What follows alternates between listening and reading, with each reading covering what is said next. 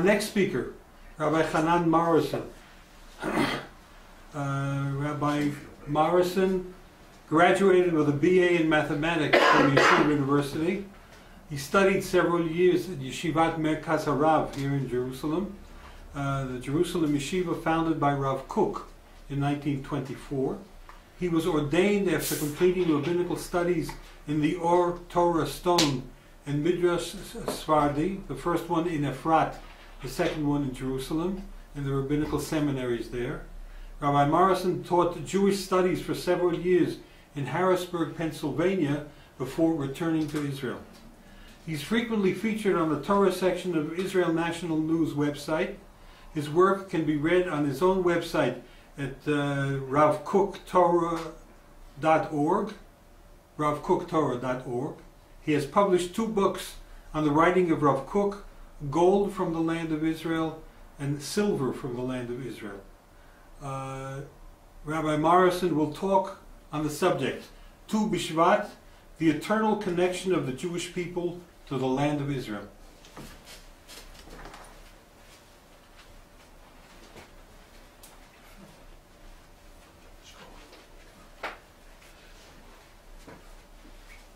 Thank you very much, Moshe. Good evening to everyone here. I'm going to speak about a minor Jewish holiday which is coming up this Shabbat, called Tu B'Shvat. Tu B'Shvat, Tu means 15th. It's the 15th of Shvat, the 15th of the Hebrew month of Shvat, which is considered a small Jewish holiday, not one of the major ones, but I think it's actually very significant and very important, and I want to talk a little bit about what it's about now. When I was a child growing up in Pennsylvania, so I remember the rabbi used to bring together all the children, and he'd hand out this little dark pieces of fruit. I guess you'd call it fruit. We call it boxer. I used to think it was called boxer because it came in boxes. And this stuff is, I think nowadays you'd probably have to sign, all the parents would have to sign a waiver before they gave it to the children, because you can very easily break your teeth. If not on the fruit itself, it's actually carob fruit, which has been dried and sent in storage over months. But if you didn't break your teeth on the fruit, then you probably broke it on the seeds inside. And the only thing worse than eating is actually smelling it. The smelling was really from another world. In any case, I always thought it was very interesting. That's all I thought about as a child, was eating this carob, this dried carob fruit, and I didn't really understand what Tu B'Shvat is about until I was a little older and I was sent away to yeshiva. And there they taught us the first Mishnah in Masechet Rosh Hashanah, and there it uses the term Rosh Hashanah Li'Lanot, New Year for trees. Now I guess for the first time I heard this term, I had this vision of trees with their own prayer book, going to daven, going to pray for the New Year, but it's not exactly like that at all. It's a little bit more legalistic. It's a little bit like you have tax years, and you know that whatever you made in 2012 goes for tax year, your tax return for 2012, and what you make after January 1st, 2013, that goes for 2013. So the same thing true with the system of tithes, which are given to Levites and Kohanim and to the poor people. So every year is separated. You can't put all your fruits from many years together, but every year is kept separate. And what determines what year is this date, which is coming up, the 15th of Shvat, Tu B'Shvat. Fruit which is grown before Tu B'Shvat, that goes to the previous year, and fruit which grew afterwards goes to the new year. In any case, when I came to Israel, I was about 19, so I came across a new custom, not eating dried carob fruit, but I saw that all the schools sent out the school children every year, and they would plant trees. And it is actually a relatively new custom. It's only about 100 years old. But I think it's actually very interesting. They say that Israel is the only country in the world which is greener now than it was 100 years ago. And there is in this a fulfillment of the prophetic vision of Ezekiel. Ezekiel wrote in chapter 36, and you mountains of Israel, shoot forth your branches and yield your fruit to my people Israel. who are soon to arrive. So when we see the greening of Israel, we see the fruits of Israel, and the country, the land of Israel is coming back once again with fruit trees and wonderful fruit. So we see this as a sign of the redemption of the people. I want to tell you a story about Rabbi Abraham Isaac Cohen Cook. He was the first chief rabbi of Israel. He was elected chief rabbi in 1920, and he's considered one of the fathers of religious Zionism. Anyway, he was starting a new community in Israel near Petach Tikva, a community called Magdiel.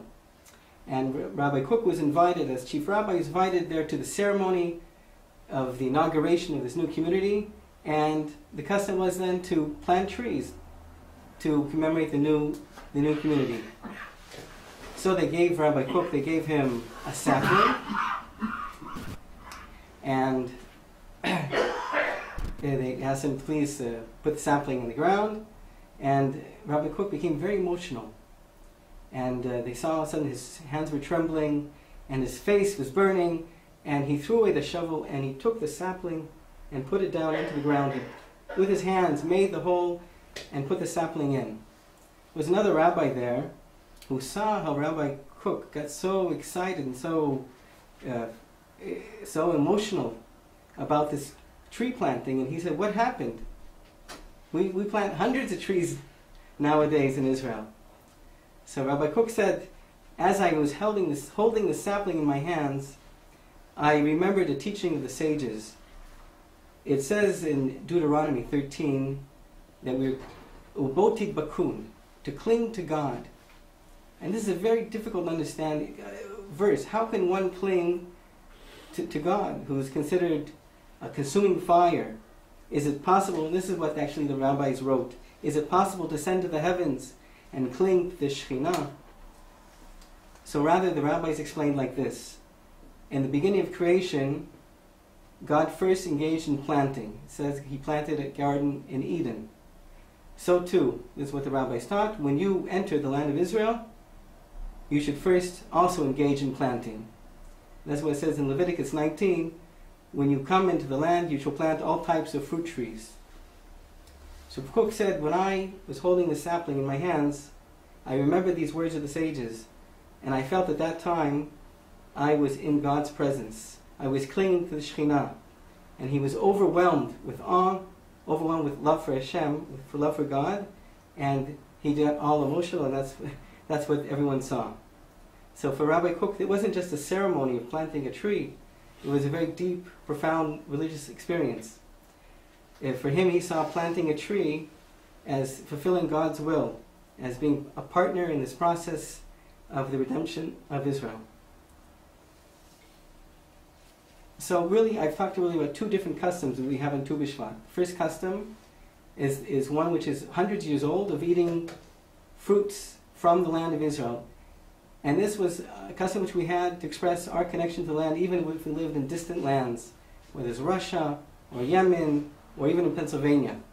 That we took dried fruits, a dried piece of carob that could reach the Jews wherever they were in distant lands, and that's how we expressed our connection to the land of Israel. And then there's this newer custom of planting the trees. And I think that there's a beautiful connection between these two customs of Tu B'Shvat, of eating dried fruits and planting trees. And it all rests in one Hebrew word. The word is morashah. Now, don't worry if you don't know what the word morashah means, because the Talmud says that even Moses wasn't exactly sure what morashah means.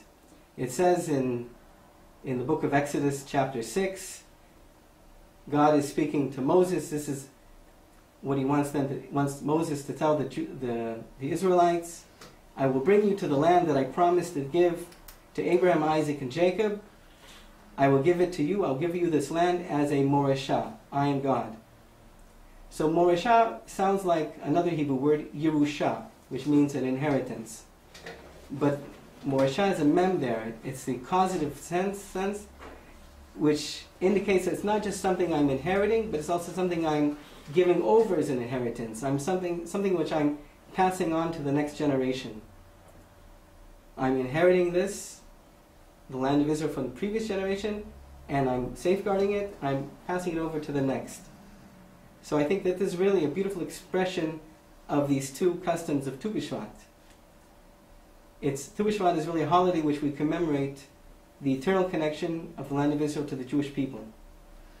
So eating dried fruits and carobs, this is a way we can remember how in history, throughout the generations, we maintained our love for the land, even when we lived far away in distant exile. And by children planting trees is the way we're passing on this love and this connection to the land to the next generation. It's our investment in the future. And together these two customs create this morashah, this eternal inheritance of Eretz Yisrael, of the land of Israel throughout the generations. Okay, Moshe, that's really what I want to say tonight. Are there any questions? Let's see if anybody has. Okay, I see people liked it. Okay, that's fine. Okay, well, thank you very much.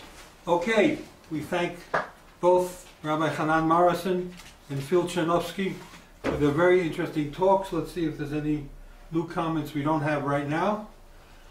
This is Moshe Goldberg, the English webmaster of Brit Olam, signing off. We enjoyed having you with us. Set aside the date of February 17th. We will send out information and details of what we will have and what the schedule will be.